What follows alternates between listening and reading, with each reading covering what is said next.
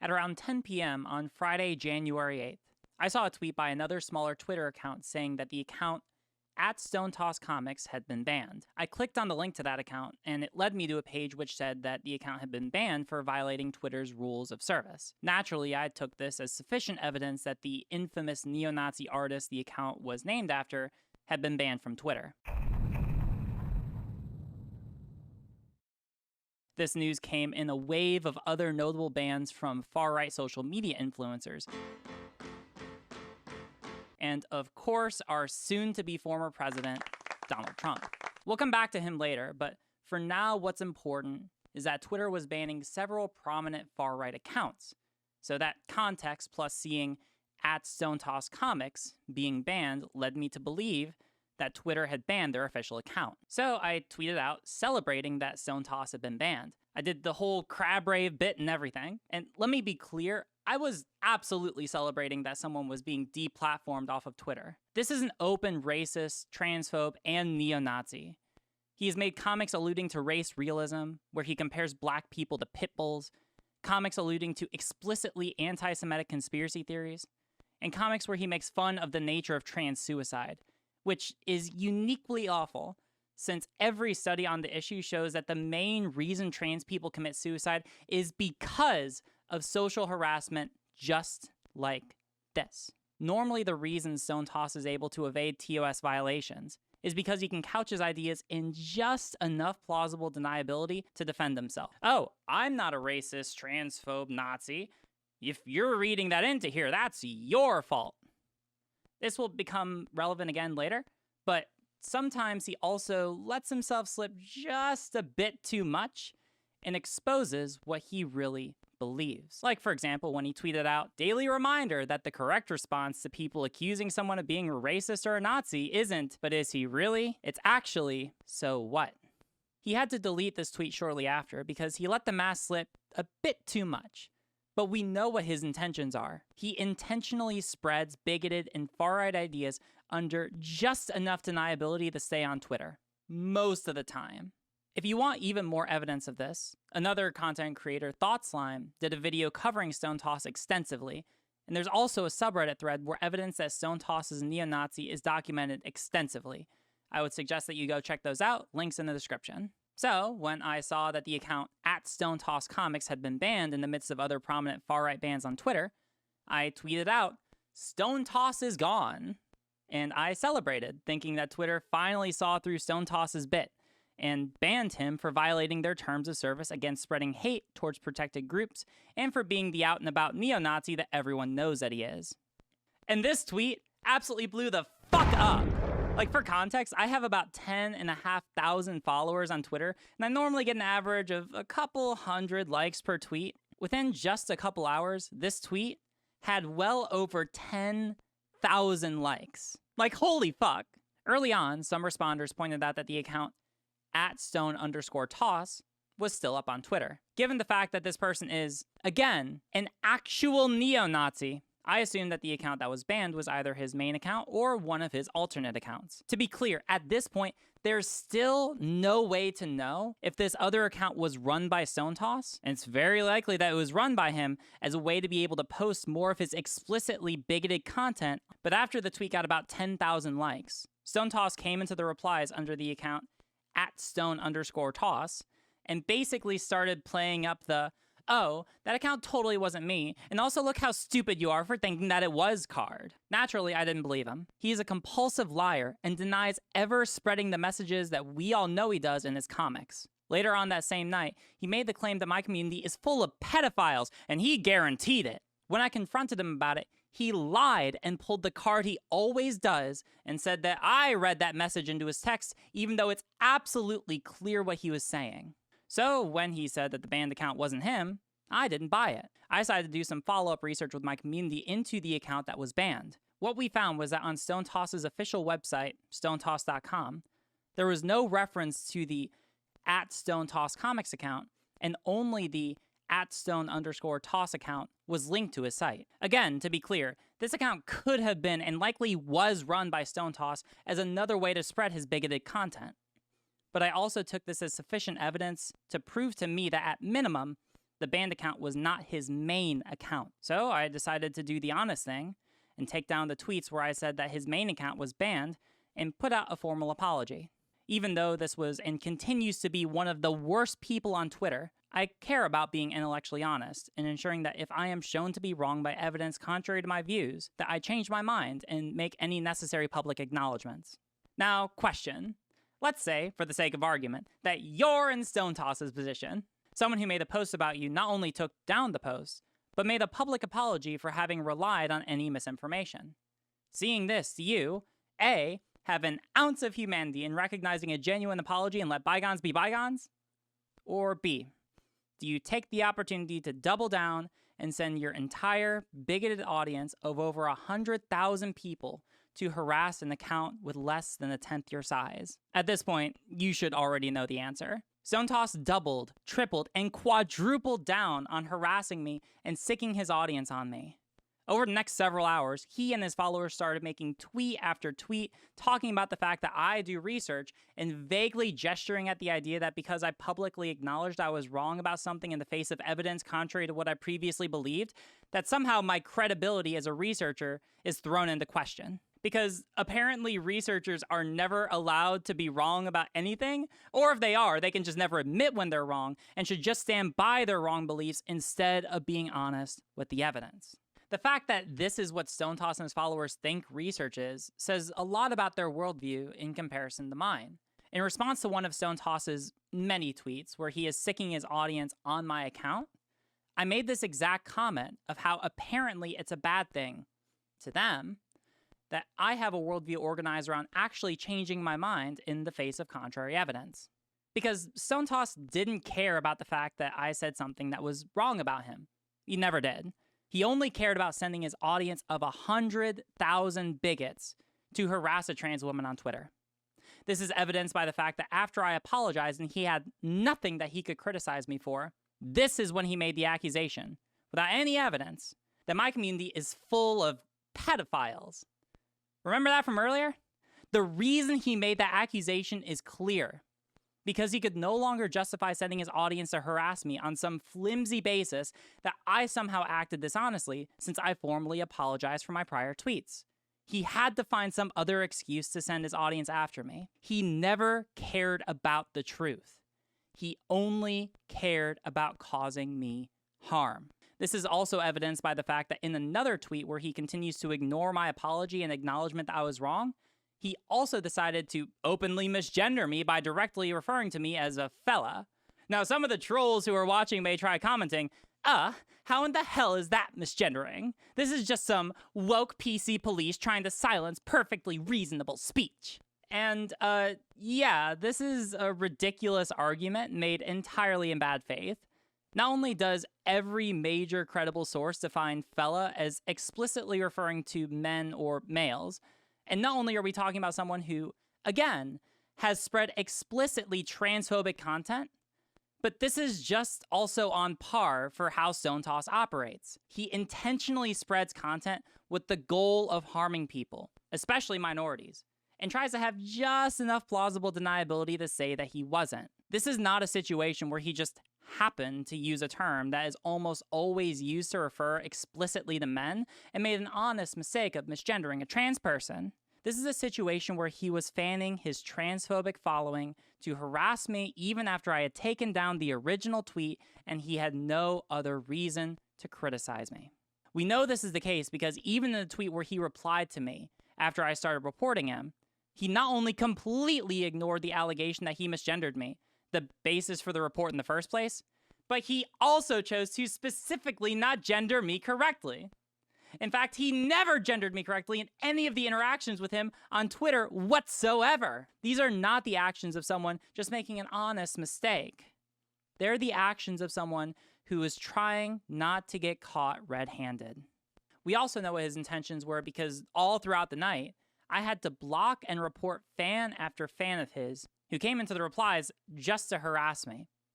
To be fair, some of them were responding with regular misogyny. For example, many people commented adding an account called Women Posting Their L's Online. an account literally dedicated to sending its entire fan base after women on Twitter to harass them. Now, to be fair, they do say on their account, "Do not message or harass anyone posted, you will be blocked," which is deeply ironic. By the way, this also violates Twitter's TOS and should be banned. But to be clear, a large majority of the responses have been explicitly transphobic. A lot of the trolls and neo-Nazis are going to come into the comments of this video and say, "Ugh, you just want to get people who you dislike off of Twitter. You're so triggered. If you're so triggered, then just block them, snowflake." But we know that this is about more than just how to deal with people that you don't like online. Coming back to Trump, Twitter had to ban him and similar far-right figures online for the same reason.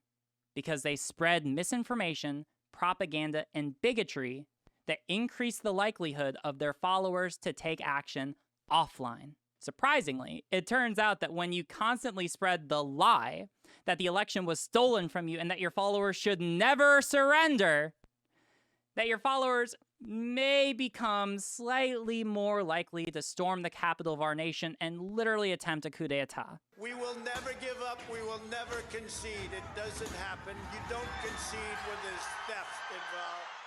Similarly here, what do you think would happen if I ever met one of Stonetoss's followers offline? Do you think that they would leave me be? Do you think that they would say something to the effect of, "Oh, hello there.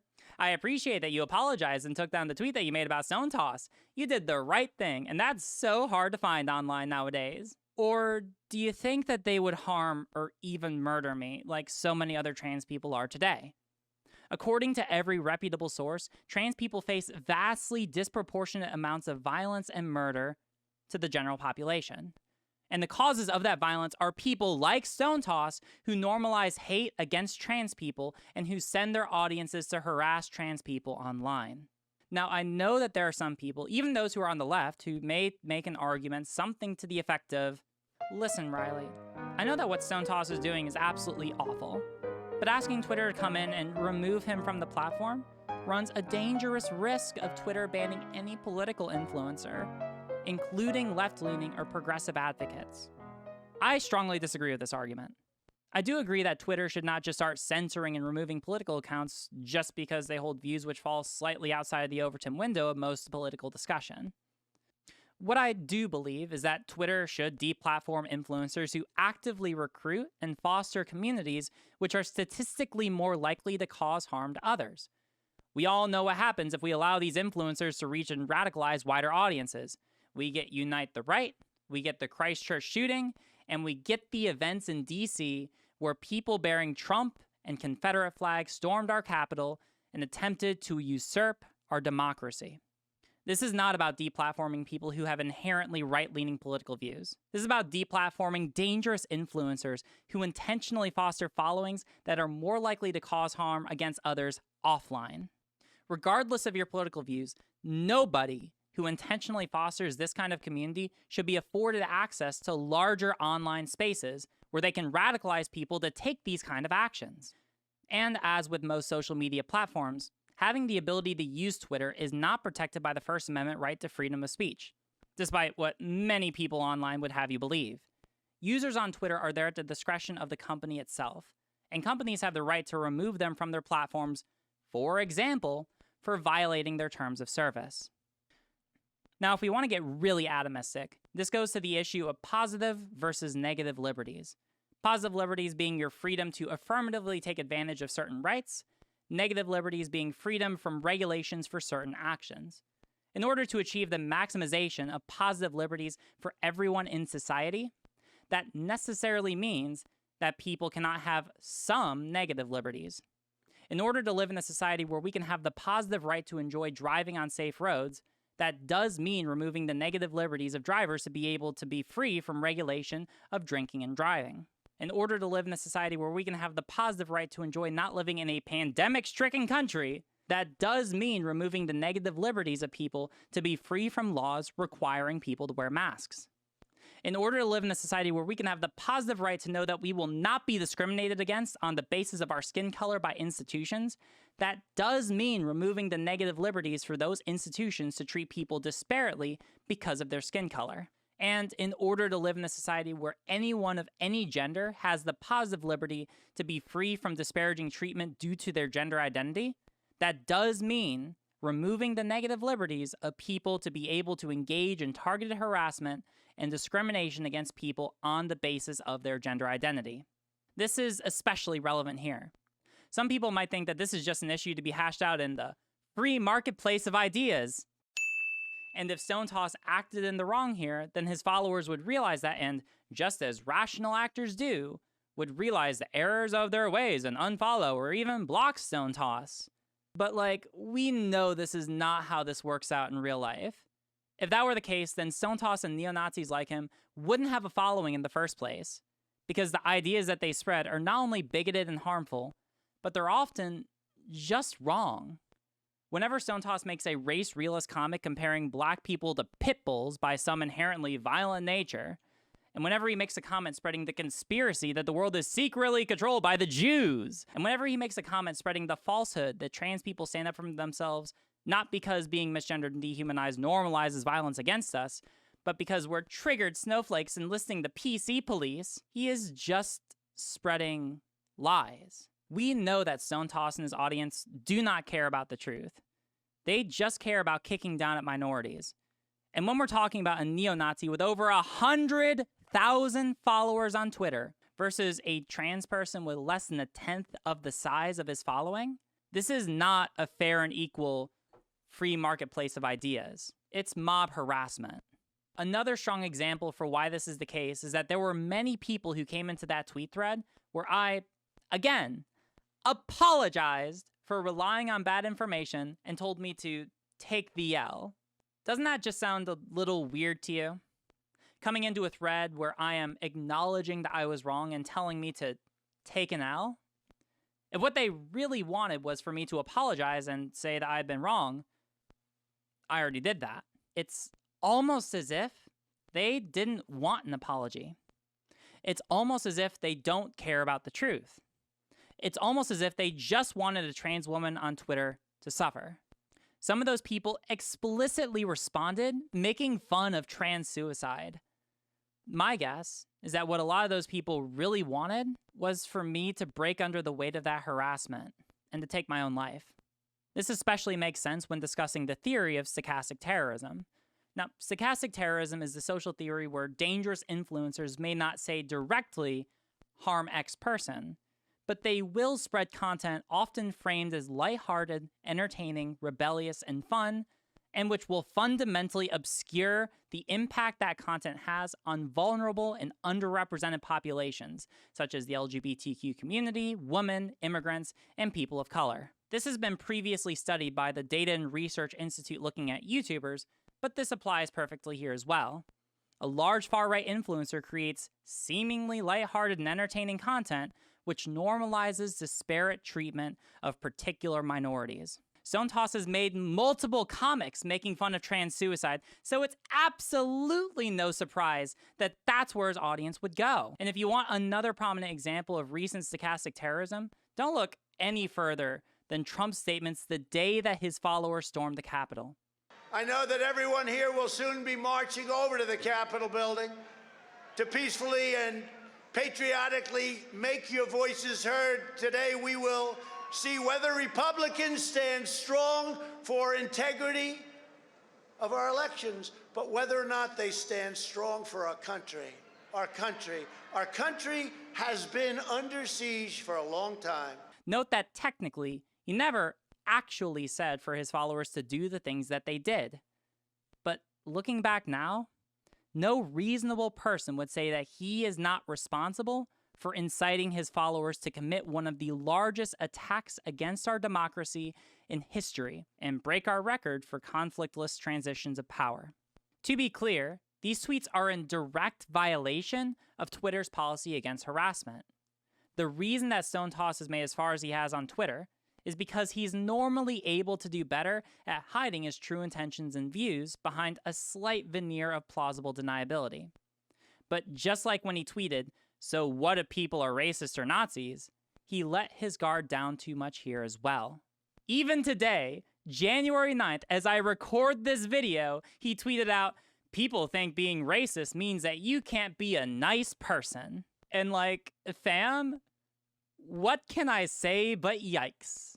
Now, listen, to people in our community, other creators who are watching, and anyone else who cares about whether or not we allow this kind of behavior to cause harm online, go and report these tweets. Report the one where specifically he normalizes misgendering a trans woman, and report the one where he spreads the lie that me and my largely LGBTQ+ community are all pedophiles. Also report other ban-worthy tweets on his account, or just report his account directly. My tweet is going to be at the top of my video description so that people can like and retweet it. If enough of you do, then Twitter safety has to respond to it. Twitter has already established that it will ban accounts that foster communities that are likely to cause harm to others. That is a direct violation of their terms of service, and is exactly what Stonetoss is doing here. I am sorry that I was wrong about Stonetoss's main account being banned. Let me be clear though. The reason I'm sorry is not out of some respect for Stonetoss. He's awful and deserves to be removed from Twitter. I'm sorry because I want you, the audience, my viewer, I want you to be able to trust that I'm acting in good faith and that I would never stand by an idea that I didn't believe was true. But even with all the bad that's come out of this situation, we can still get some good out of it. Please go and report Stonetoss. The past couple of days, he's been deleting hundreds of his older tweets in an attempt to not get banned, but he hasn't deleted any of the ones referenced in this video yet. Let's get him off this platform for violating Twitter's terms of service by fostering a bigoted community and sicking them on minorities online, so we can celebrate him being banned. Again. Hi everyone. This is obviously very different from what I do normally, but I'm just trying out different forms of video content, and I thought that this video would really benefit from having something pre-scripted and obviously put together with the help of my editor. I would like to take the time to thank my patrons for supporting me and making this possible, and I would specifically like to thank Shen1, Azvedgi, Manic Mad Hatter, Jamie Perkins, and Snaky FSU. I would not be able to do this without all of your support, and especially dealing with all of this, I really appreciate you, and for those of you who are in my community, your support through this time. Thank you.